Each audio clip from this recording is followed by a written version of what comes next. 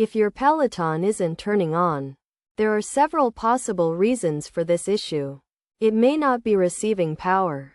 The touchscreen connectors may not be fully inserted, or the wires may be faulty. To fix the problem, start by checking the power source to confirm whether the Peloton is receiving power. Ensure the power cord is properly inserted into the wall socket, and consider using another device to test whether the power outlet is working correctly. Next, focus on the touchscreen connections by checking the back of the screen and applying light pressure to confirm the connectors are fully inserted, as they can become loose due to vigorous riding or screen rotation. If the issue persists, it's possible that a faulty cable is the cause, in which case replacing it may resolve the problem. By following these steps, you should be able to identify and fix the issue with your Peloton.